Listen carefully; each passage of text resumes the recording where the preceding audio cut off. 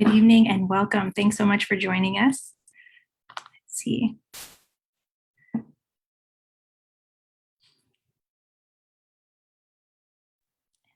Welcome, Abigail. Okay, great. I am really excited to welcome Abigail Favale tonight to our webinar.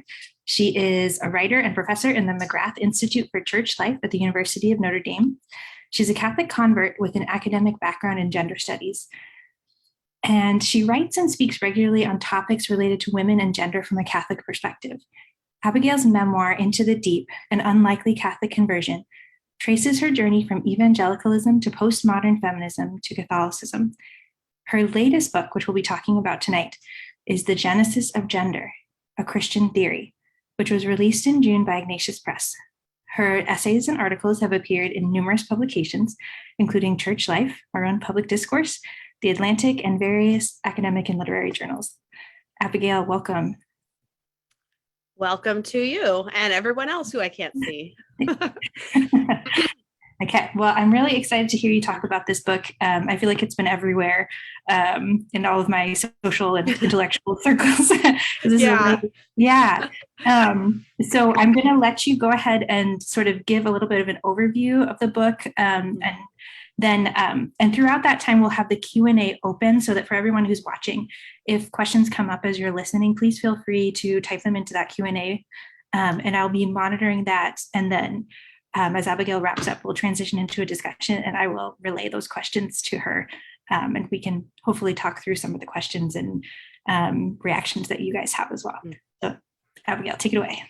Great. Yes, the Q&A is always my favorite part of any kind of talk. So I'll try to get some content out on the table to hopefully give us some fruit for discussion, but I'm happy to leave a lot of room for interaction. Anyway, so The Genesis of Gender, A Christian Theory, there's kind of a double meaning to the title because the book traces the genesis of gender in two ways. So the first way is it gives a more or less linear account of the development of the concept gender over the 20th century, how that term developed, evolved into different forms, how it has currently come to mean the many things that it means in our contemporary moment.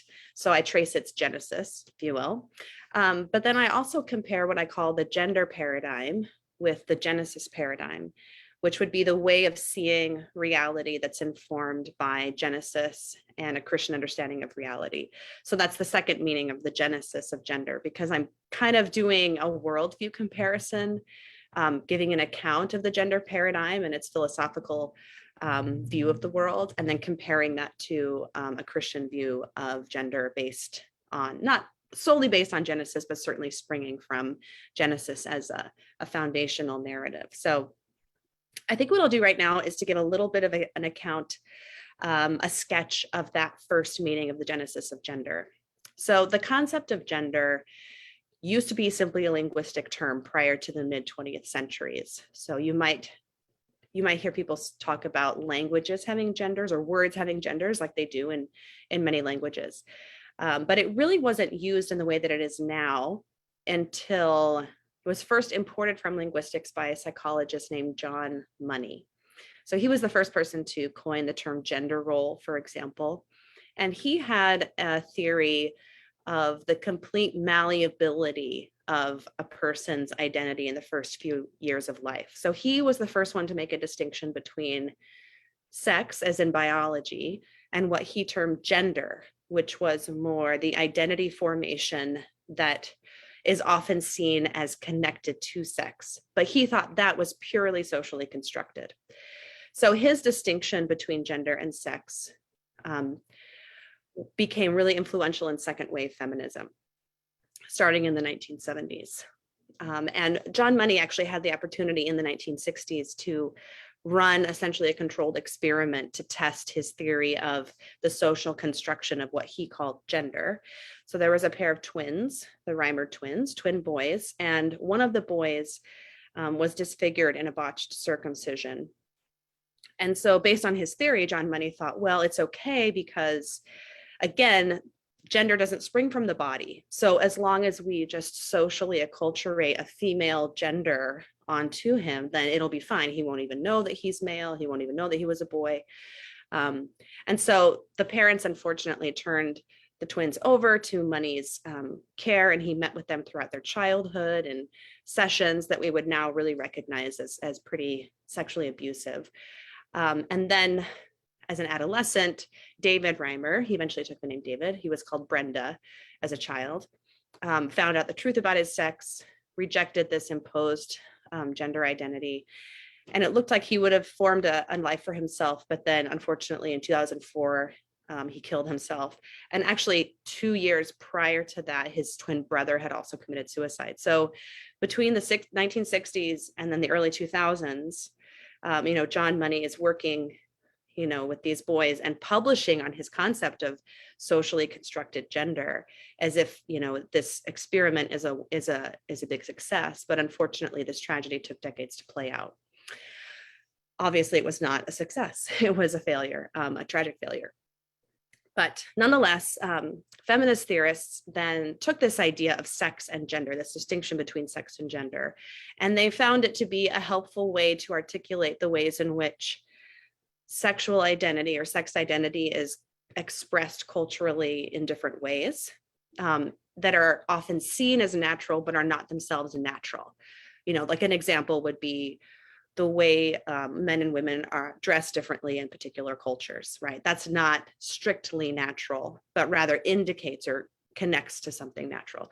So they use sex and gender to make that distinction. So sex, again, is biology, and gender refers to the social expressions and norms that are attached to sex in a given culture. So that's the classic sex gender split that, if you took a women's studies class prior to, let's say, 2005, you probably learned those definitions of sex and gender. So things took an even more interesting turn in the late 1980s and early 1990s through the philosophy of Judith Butler. So Judith Butler is really the godmother of contemporary gender theory and queer theory, and she's a hardcore social constructionist. So she took feminism down a step further down the road of social construction, because she was the first one to make the argument that not only is gender a social construct, but sex itself, this category that we've created, the male-female binary, that also is a social construct or a social fiction. And I think her philosophy is very much based in postmodern anti-realism. So she's influenced heavily by Michel Foucault, a postmodern French philosopher. And basically, their understanding of reality is that anything that human beings claim to be a matter of truth or knowledge or reality is actually fundamentally an imposition of social power, right? So truth or reality is always suspended in air quotes. And I would say Judith Butler's overall philosophical project is to denaturalize anything, any kind of norms or concepts related to sexuality and gender. So what happens after that, right? So Judith Butler has been really influential. I think probably most people in America who go through college at some point will read probably early Judith Butler on gender as performance in some college classroom. So I think what has happened is that her anti-realism has uprooted a lot of the reality-based concepts around sex and gender that most people took for granted until very recently. And that has paved the way for gender identity theory to emerge. So gender identity theory is the belief that gender is one's self-perception as male, female, or both, or neither. And this is an innate, intrinsic self-perception, and it is the most real thing about you. And this kind of knowledge is very accessible. You can know it when you're a kid, but as soon as you have that kind of self-perception of your gender identity, then everything else must be aligned to that. So if there's any kind of incongruence between that self-perception and your body, for example, the self-perception wins out. Now, what's interesting is that gender identity theory is in tension with Judith Butler's theories, right? Because she's not saying gender is this innate sense inside of you that has to be expressed. She's actually saying, no, gender is purely a process of social construction. But nonetheless, I think her theories have, because they kind of cleared the way, they kind of cleared the deck for a new form of realism to emerge, because human beings think we're realists, right? Like all human beings have the desire to know. That's what Aristotle says. I think he's right. And so you might have some hardcore anti-realists like Judith Butler, but for the most part, when people describe their experience, they're expressing truth claims and they're trying to make a statement about reality. And so I think the anti-realist philosophy has, again, like paved the way for this new kind of realism that's detached from material reality and is based much more in this kind of subjective self-perception. So that's kind of where we are now. So you'll have people using the term gender, meaning really different things. So some people, sometimes the same person, I'll regularly have interactions with, say, a student who in consecutive sentences will say, well, gender is your sense of self and it's innate and it's real. And then in the next sentence, well, gender is a social construct. And I'm like, well, tell me more about how those are compatible, right? Because those seem like different understandings, different definitions of gender that are nonetheless conflated and used by people all the time. So I think I might stop there, but that's kind of just a little account of how the genesis of gender as a concept has evolved over the past 70 years or so. So yeah, if that's okay, I'd rather just go into discussion now. Yeah, that's great. That's really helpful. Thank you. I guess I'll start with a big picture question about the book, because I love you. So you kind of did a deep dive into the beginning of the book, right? Mm-hmm. Or like the second and third chapter, it seems like. And I'm curious, like as I was looking through, the chapter titles and everything, trying to think about it structurally, you have these beautiful, like it's very short, your chapter titles, right? They're single letter words.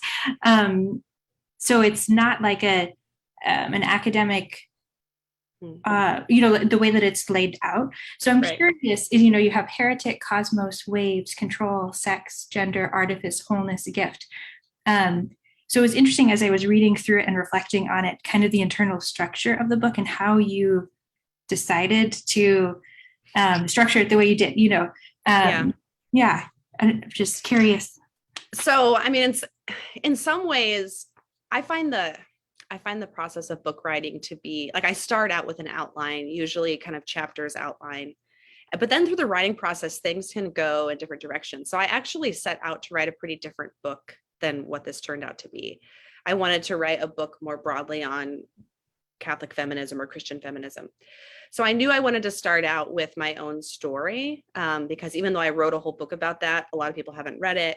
And I think it's helpful to tell my own kind of journey through postmodern feminism, then to Catholicism. And then I also wanted to get into the question of what is feminism, right? Because that can be hard to define. Anyway, and so then, but pretty quickly, as soon as I started writing a chapter on gender, it just like began to grow. Mm-hmm. And I was like, oh, I think I need 2 chapters on, and I was like, okay, I guess this is now what the book is about, right? So the book kind of came into its own in an unexpected way. But then, I think there are 9 main chapters, and I do think they're kind of like clumped together in threes in some way. So the first 3 really set the scene. So by explaining my own story, but then also, again, I talk, as I mentioned, this is kind of a comparison of worldviews. And so waves and cosmos like set the frame of those worldviews. So the feminist frame that gives birth to the gender paradigm, and then the Genesis frame, which is kind of the Christian worldview. And then I go into the weeds and sex, gender, and control. Control talks a lot about the contraceptual revolution that's unfolding in tandem with the conceptual revolution, right? So actually getting into some of the concrete changes through contraception and the way that shapes how we perceive ourselves as men and women, and how we our cultural imagination thinks of what it means to be a man and what it means to be a woman. And I did a whole chapter on sex because one of the most common questions when I talk about this stuff is, well, what about intersex conditions, or usually intersex people? People, and so I've been studying intersexuality since I was in graduate school in the, I don't know, like 2006. And so I was like, I want to do justice to this question because I know a lot about this. And this is such an important misconception that it needs to be robustly addressed. So I do a whole chapter on that. And then once you get to the gender chapter, then things begin to there's more of an analysis of what's going on in our contemporary moment. So less of the kind of historical trajectory. And then it kind of moves into an articulation of how the gender paradigm views the human being and why it's a bad framework. And then how the Genesis paradigm, so what language is in both these paradigms, what the concept of the human person is, the significance of sexual difference, the definition of freedom.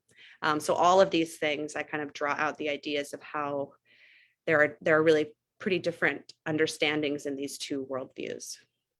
Yeah, I was really struck in particular, I guess, both in the opening Cosmos sections and then when you're kind of delving into postmodernism with Foucault and Butler, that concept of the differing relationship between language and reality. And I wonder if you could kind of explain that a little bit, kind of the Christian or those two different worldviews on that topic. Yeah, so I think this is really important. So if you're coming from the Butler-Foucault worldview, then again, the basic idea is that there isn't inherent meaning or truth in things. Any meaning or truth is fundamentally a human construct. So to put it simply, we impose meaning on the world. Right? There's this imposition of meaning, and we impose meaning on the world primarily through language, primarily through categorizing things. So language has this creative power, which is interesting because in Genesis, language also has creative power, but it's divine language that has creative power, right?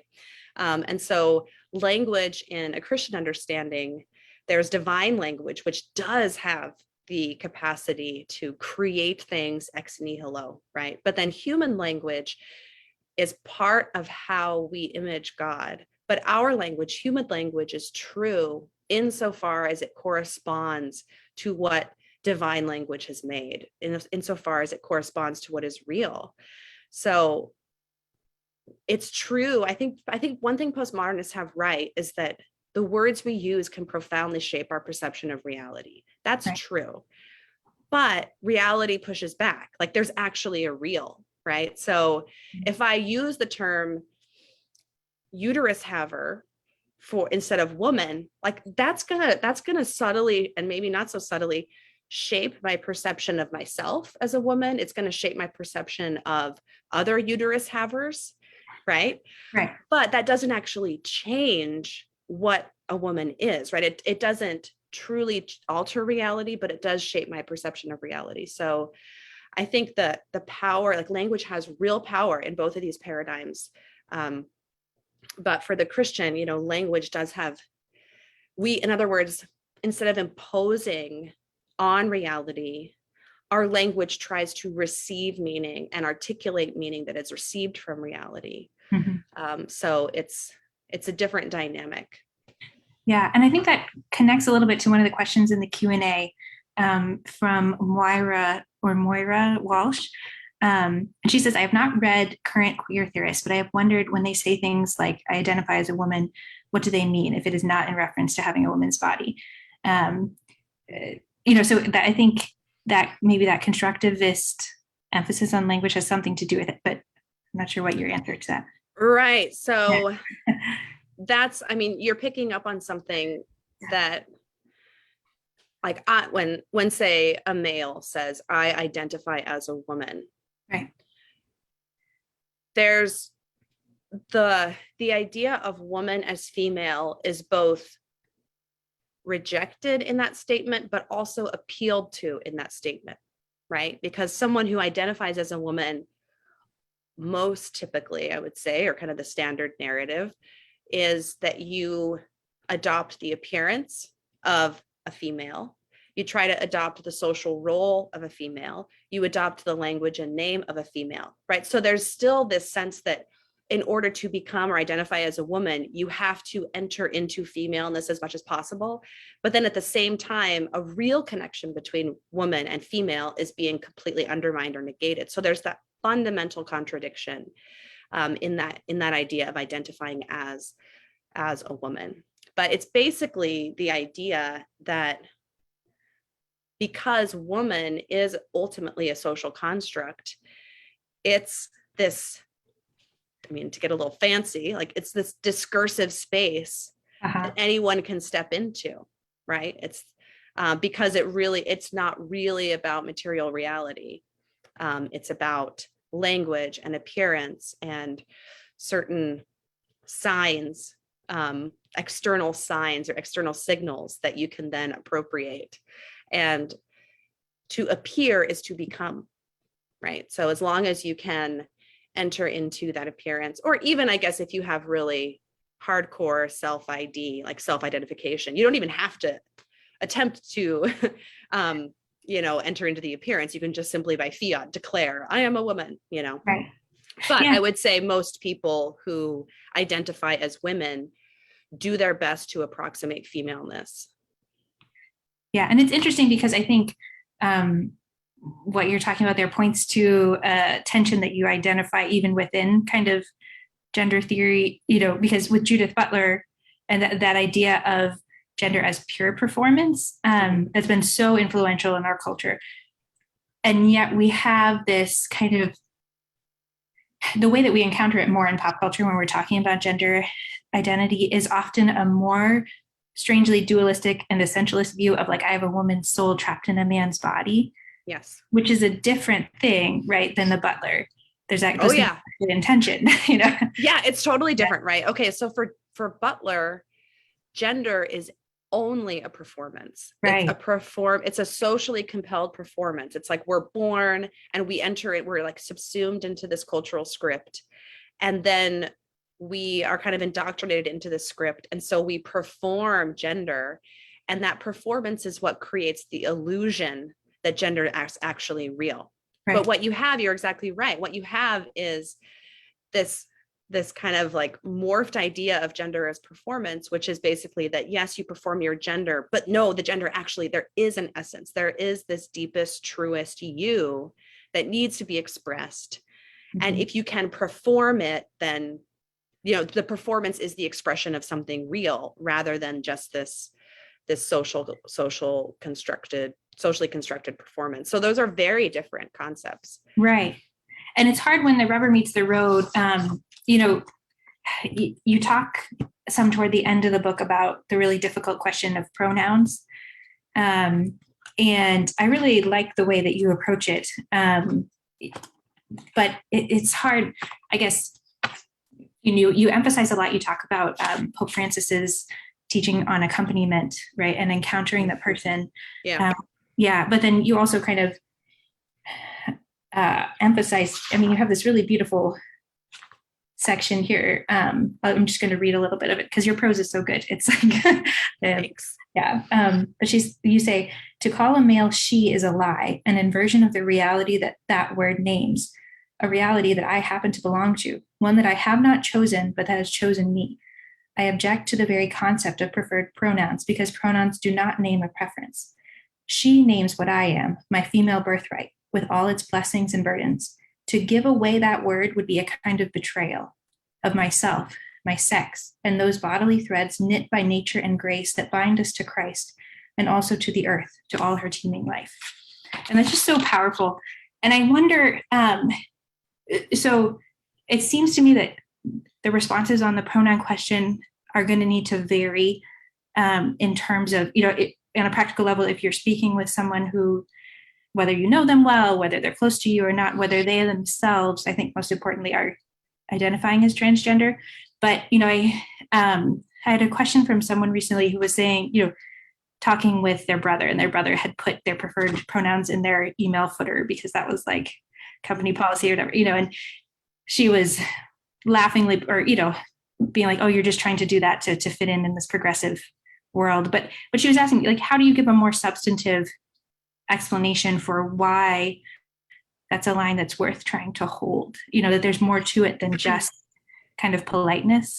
How would do you have like an elevator pitch if you have somebody who's not themselves trans, but is sort of like just going along with it to explain why that's a problem? So I think, the pronouns question is one.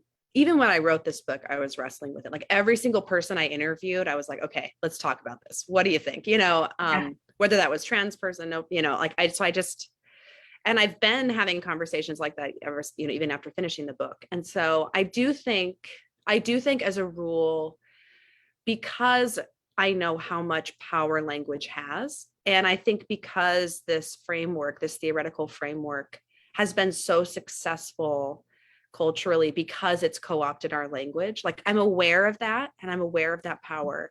And so I think that burdens my conscience maybe more than someone who's not that aware of how much power language, how much distortion the language can create in terms of the cultural understanding of what's going on.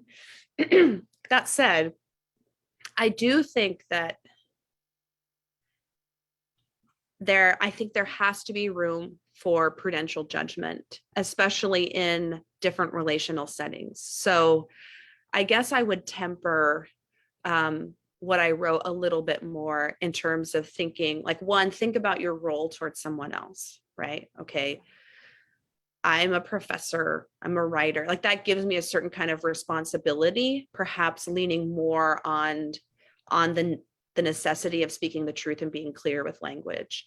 But if I'm in a mentoring relationship, or if I were a therapist, right, or if I just have an adult friend or an adult sibling, then that is a different kind of responsibility I have towards someone, right? And so I do think that there is room to make prudential judgments, especially in the relational and accompaniment process. I would say, though, when it comes to young people who are not, whose brains aren't fully developed, who are still in the throes of identity formation, that I do think it's perhaps even more important to try to not use a language that maybe forecloses that identity exploration and formation process, but maybe kind of tries to keep it open, whether that's by, okay, I'm going to do my best to avoid pronouns, or I'll just use they, or, some kind of like middle ground, or, I'll use your nickname and I'll try to avoid gendered pronouns, but that's kind of as far as I can go, right? I do think there's wiggle room here. But I will say that there are instances where I do feel strongly that it is, if I, like, say, for example, there are some trans identifying writers who, they write and speak publicly about what their conception of woman is. And there are a couple of them who have written about what it means to be a woman that in such a misogynist and pornographic way, that to me, to kind of say, yes, you're a woman, that really is a self-betrayal, because I'm conceding to a clearly articulated concept that really, I think, undermines my own dignity. So in those instances, I think I would probably be much less inclined to. So I really do think, though, that it's situational, and some people might be disappointed that I'm like inconsistent, but I think I'm still thinking through this, and I do think that the circumstances merit attention rather than just this like, boom, here's the rule, right, here's the line, no matter what.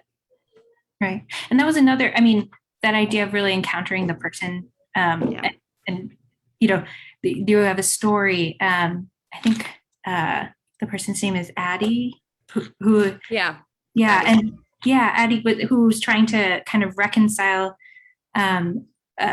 identifying as a transgender woman with being a pretty theologically orthodox, serious Christian.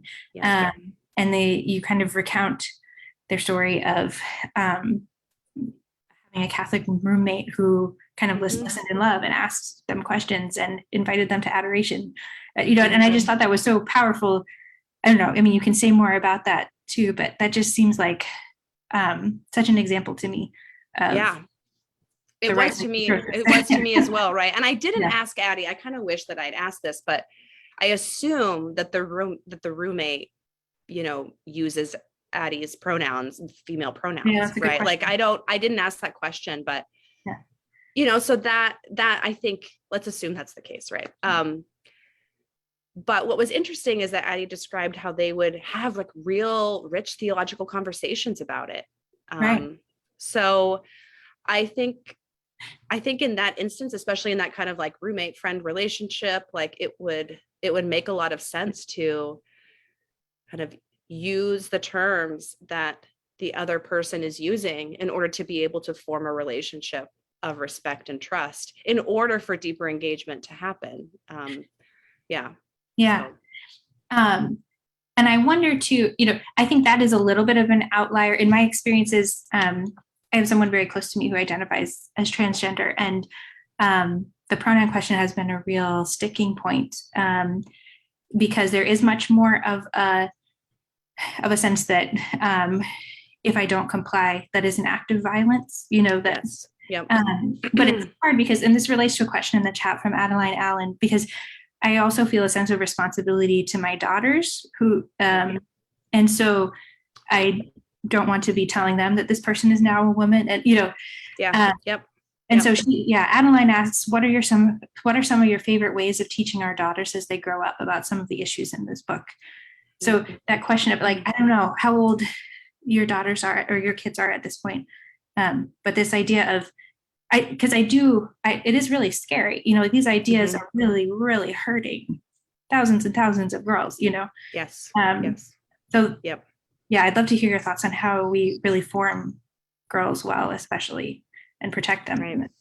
Yeah, I mean, I think you're exactly right. I mean, again, speaking hypothetically, if there were a case of, if I had a family member who identified as trans and I, was using their pronouns or something, I would make sure to have a conversation with my kids about, here's what I'm doing, here's what I actually believe about sexual difference. And, I think it's an opportunity to really explain kind of how to balance that, the truth telling with also, reaching someone where they are. It's being able to enter into their world enough to have a real exchange with that person. So as far as, so I have 4 kids. I've got 3 boys, 1 girl. Oldest is 9 down to 2. So it's very, I have not yet had to shepherd anyone through adolescence. I'm kind of like, but one thing that I'm pretty intentional about is,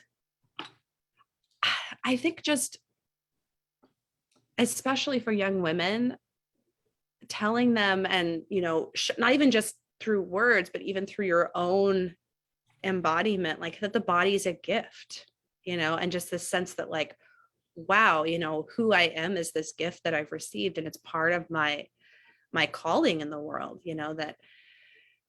that God wanted someone exactly like me to exist. And that is good. Right. So that you're just, but that goodness of embodiment, I think is really important, because I think some of what's happening is that young girls encounter very hypersexualized narratives or images about what being a woman means. And that creates this feeling. I remember this feeling actually when I went into puberty too, that feeling of like, my body isn't safe. Like my body's a threat. My body is drawing unwanted attention. My body's doing all these crazy things all of a sudden, it's kind of, so that experience is very hard to navigate. And so one thing that I think would be empowering for young women to learn is to learn fertility awareness from a young age, like pretty much as soon as they begin to have cycles, to really understand what's going on in their body and to also feel harmony with it. I was put on birth control as a teenager, hormonal birth control at a very young age. And I think that that created kind of a subtle dissociation with my own body, especially its fertility. Like my body kind of felt like this thing I sort of had to manage medically just all the time. It's the default state of being a woman. You have to like medically manage your fertility, right? Rather than, oh, I could have been learning about like how to track my cycles, how to pick up, the subtle cues of my fertility cycle. And learning that later in life, after being on hormonal contraception for like, 20 years or whatever. Yeah. Well, not quite that long. It's been really wonderful because I'm so much more in tune with my body, and there's much more of a sense of holism, and I feel more empowered to make certain choices, right? I know what's going on with my body most of the time. And sometimes I'm like, what's going on? But then at least, then it's, there are ways of, anyway, whatever. But I think that's something that I'm looking forward to teaching my daughter when she gets older. But she already asked questions like, does having a baby hurt? And I'm like, yeah, but it's also really amazing. Like, it's really awesome, so I'm not going to say like, oh no, it's, it's wonderful. But like, no, guess what? It's hard and it's awesome. Like there's something about, sometimes I wonder if some of what's going on right now is this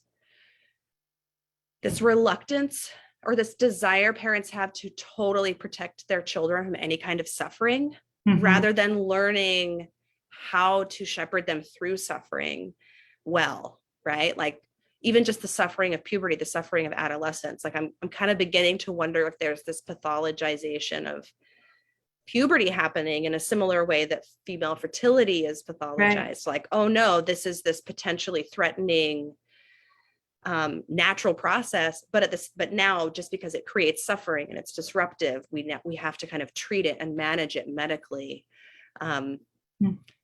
But I don't know anyone who has gone through puberty and thought, wow, that was amazing, let's do that again. So I think it's certainly harder for some people, especially young people with gender dysphoria, but it's hard for everyone. It really is. Yeah, it's interesting. I'm 32 weeks pregnant right now.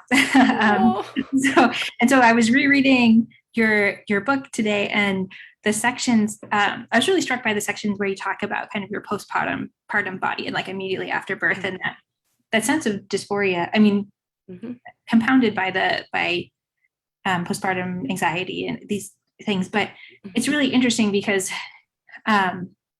you talk about it really beautifully, and as a way to kind of understand a taste of maybe what people with gender dysphoria are experiencing.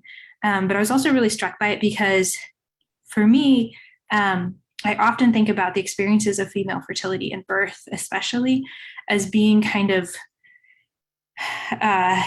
times when reality kind of smacks women upside the head, and sort of, and it connects a little bit, I think, to one of the questions in the chat from Felix where he says, St. Thomas talks about how culture can obscure its members' ability to apprehend the natural law. Do you think that it's possible for secular people to understand the impossibility of transgenderism without coming to faith?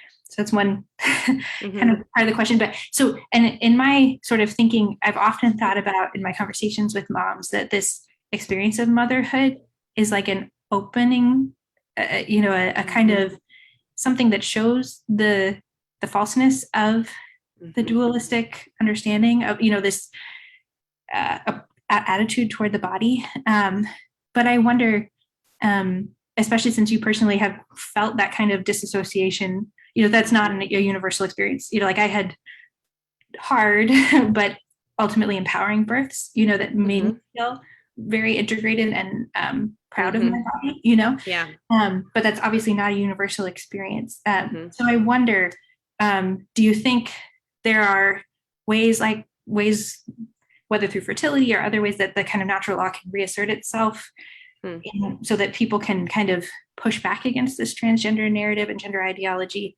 Or do you think it ultimately has to be kind of bound up with religious conversion? I don't think it has to be bound up with religious conversion. I mean, there are plenty of non-religious people who are speaking out about this from a position of like, this is not cohere with reality, right? Like Helen Joyce, for example, is a British woman. She wrote the book called Trans: When Ideology Meets Reality. So she's coming from an entirely secular perspective, but making some of the same arguments that I would make, even as a person of faith.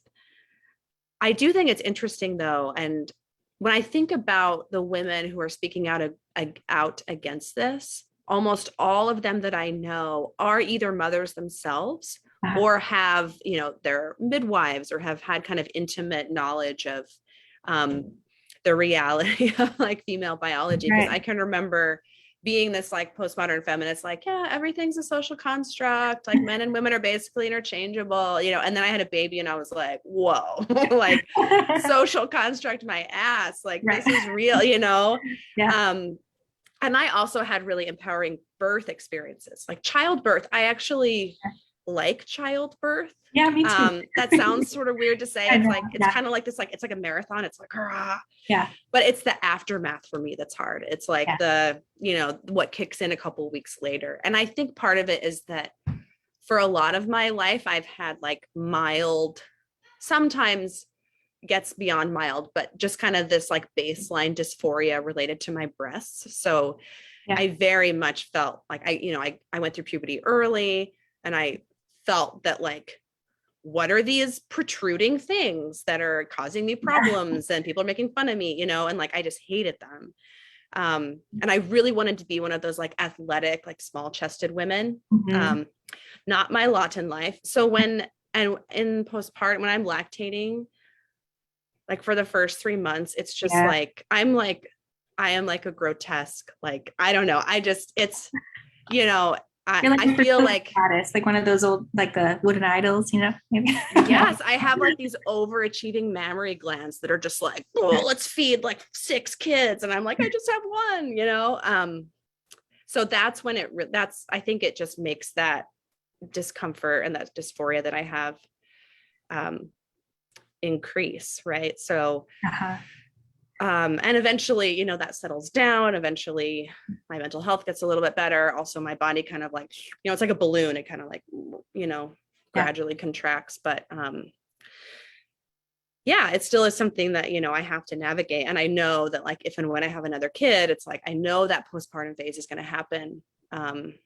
So, but but it's sort of, you're kind of forced to submit to that external reality a little bit too, you can't control everything. Yeah, but even like, I was thinking about like the women who have spoken out against some of this stuff, in the UK, which is affectionately called Turf Island.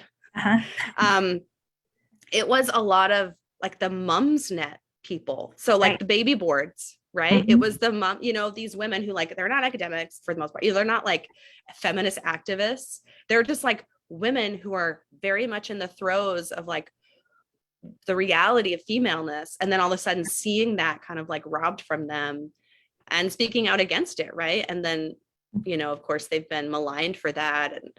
And, but I think a lot of this it does come from mothers who are more in tune in general with the reality of sexual dimorphism than, a 19-year-old college co-ed who is mostly in front of a laptop all day, and, lives in a world where, men and women basically seem interchangeable.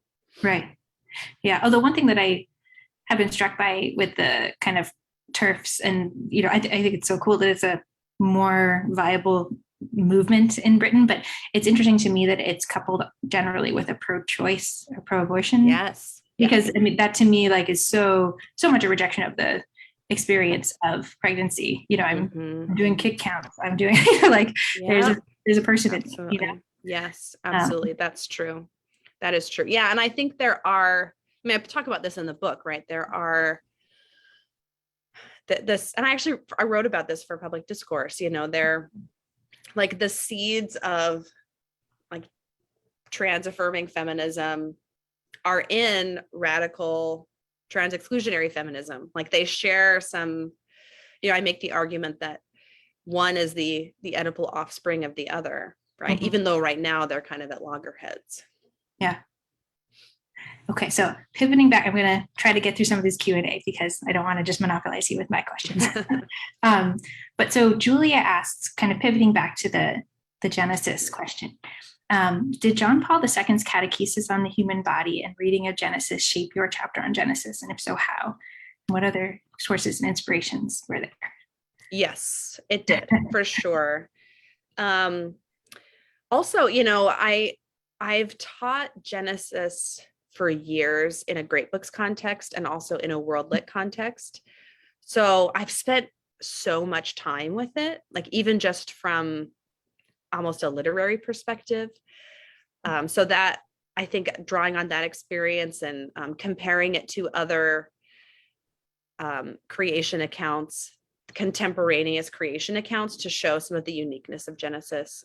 So I pull on that background as well, because I think the problem that we have with Genesis is it's so familiar to us culturally, that it doesn't hit us as radical or revolutionary in the way that it should, especially when it comes to sexual difference, and one like small little tidbit sign of this is if you look at Genesis 1 and then also in Genesis 2 and 3, the only time that the text like breaks out into poetry and song is when sexual difference comes into existence. Oh. Like that's all of a sudden it's the final flourish of both creation accounts, not just human being, but the sexual differentiation of human beings. Like that is the crowning moment. So, and that's so different than almost any other creation account that I've ever read, which tends to either not talk about sexual difference or it's almost seen as like something gone wrong, Right. But yes, John Paul II,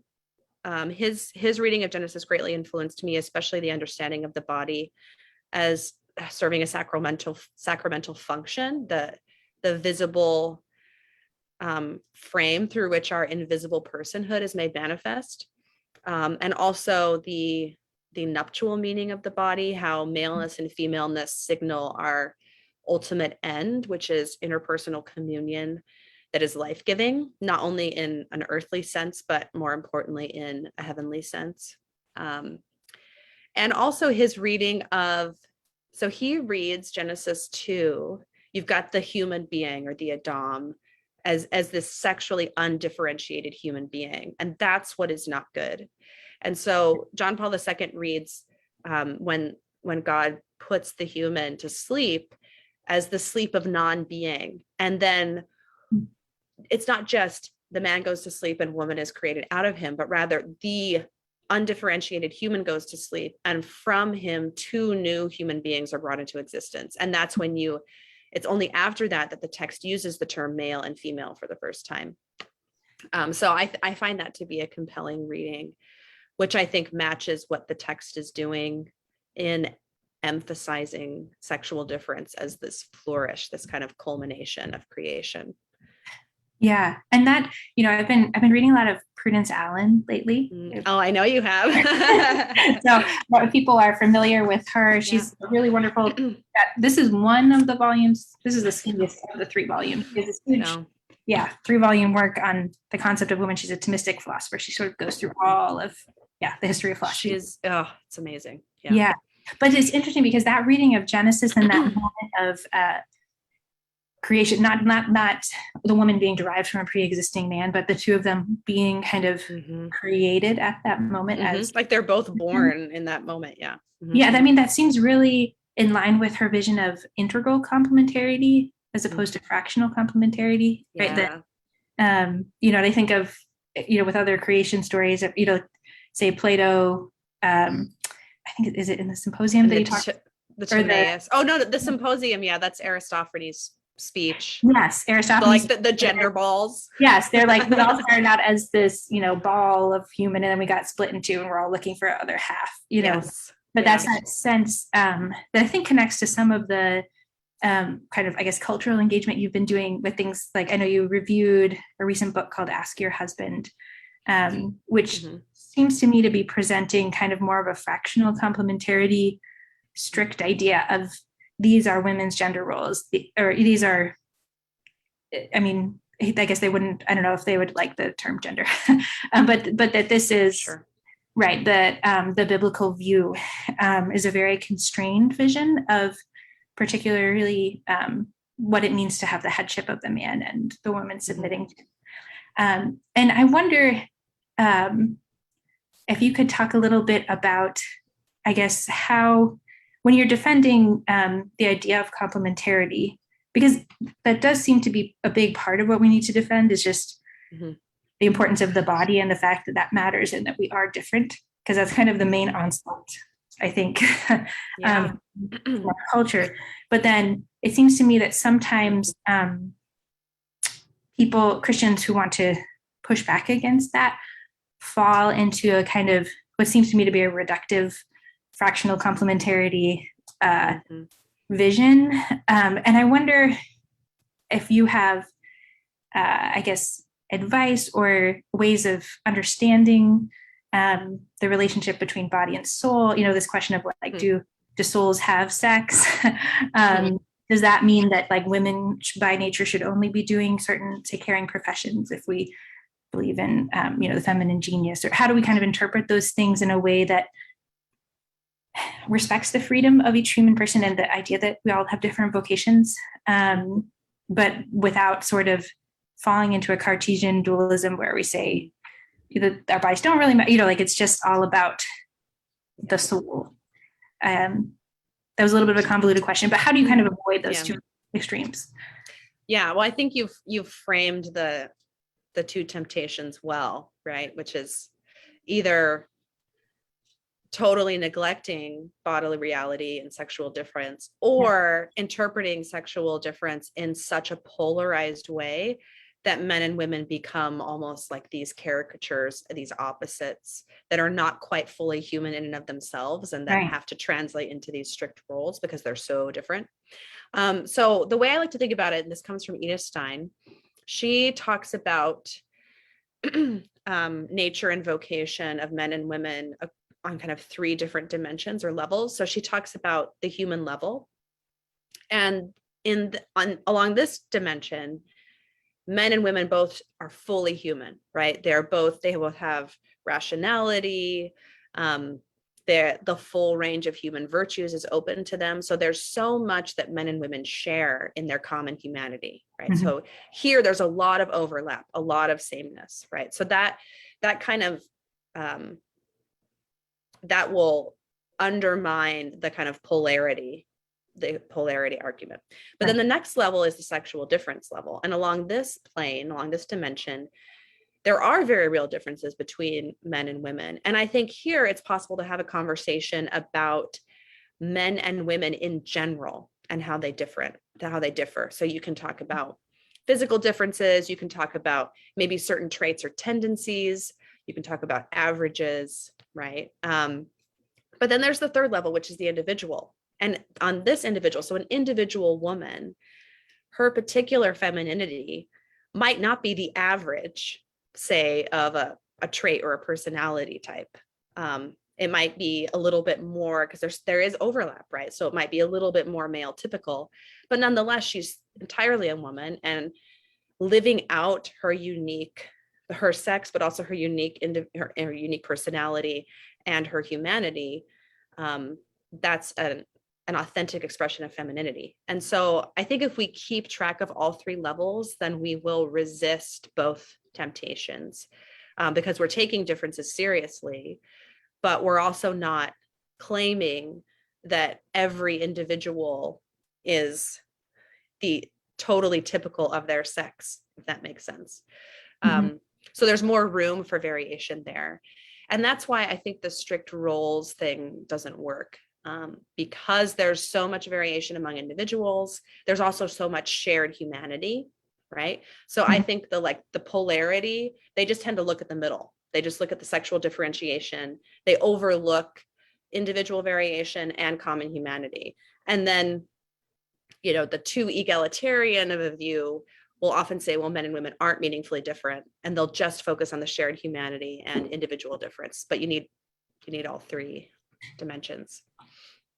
Yeah, and I'm looking at the Q&A again here, and Kateri asks, what you're saying there makes me think a little bit about Ruth Bader Ginsburg's kind of vision of anti-discrimination law, which ends up, I think, aligning into some of the problems you point out with people like Simone de Beauvoir, and this idea that kind of we need to be basically fitting ourselves into a male model, that fertility, that abortion becomes the answer, contraception becomes the answer, right? And so that I wonder, we've been talking a lot about kind of the personal level of building relationships with others and kind of trying to encounter them where they are and trying to witness to the truth with them. But Kateri has a question about the policy level, that she's a policy researcher. And she says, I see a rapidly changing landscape that purports itself as inclusive, but in so being, I as a woman feel more and more excluded. What macro level interventions to this cultural shift do you find yourself thinking about? Do you have any? Ooh. Yeah. Yeah. I mean, at the level of policy, the law should really be rooted in sex differences. Like that's the language that should be in the law. I really loathe these strange efforts to have like Frankensteinian definitions of sex that include gender identity and biological sex. Like we'll just smush them all together, because what ends up happening is that gender identity overrides sex. So I do think there are ways to include policy language that would protect, trans identifying people from unjust discrimination or gay people from unjust discrimination.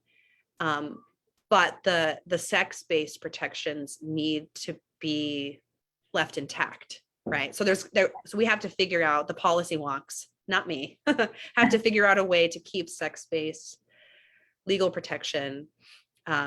So not just replacing sex with sex/gender or gender, there's just, it's so messy. The definitions are just all over the place. And yeah, it kind of makes my head spin. So, yeah, I guess that's my first thought about that. Just kind of affirming the reality of sex difference. Yeah, because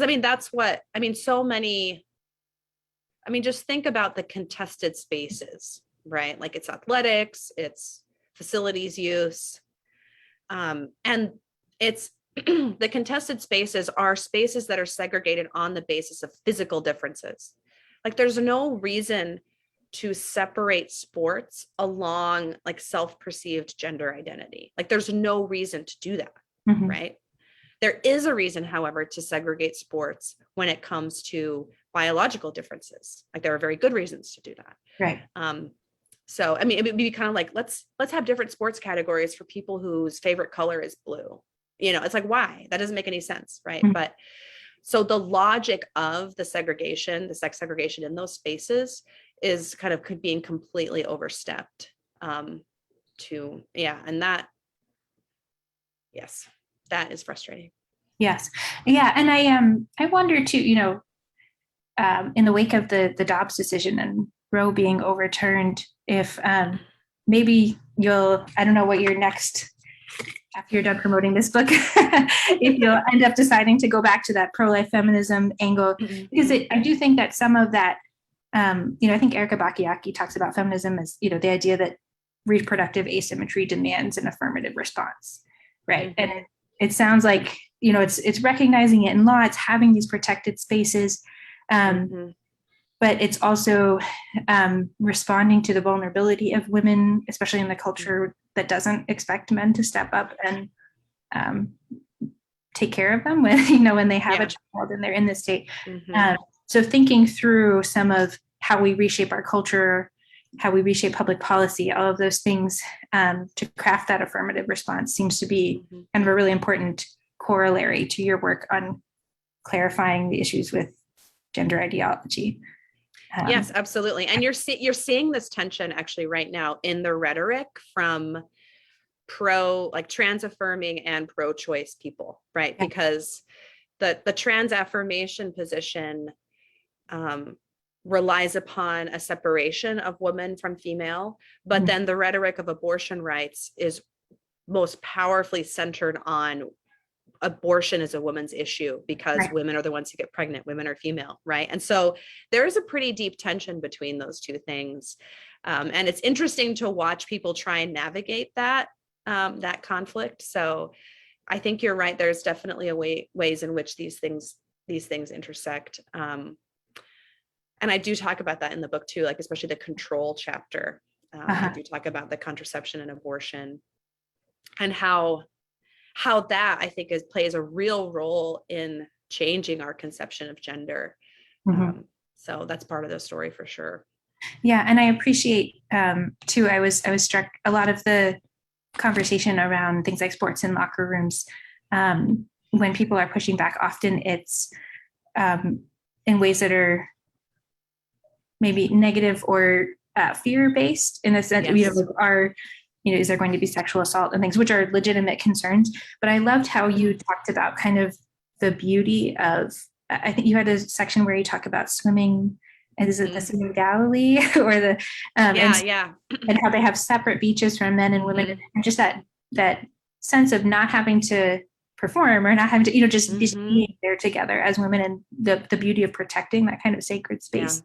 And so I think it's really wonderful that you're presenting such an affirmative, beautiful vision of sexual difference, because I think that's what we need to do to also attract people, not just kind of fight or scare people. Absolutely. And it's such a temptation, I think, to make this about, like this kind of like very scary rhetoric and like entrenched like battle kind of imagery. I don't think that's helpful.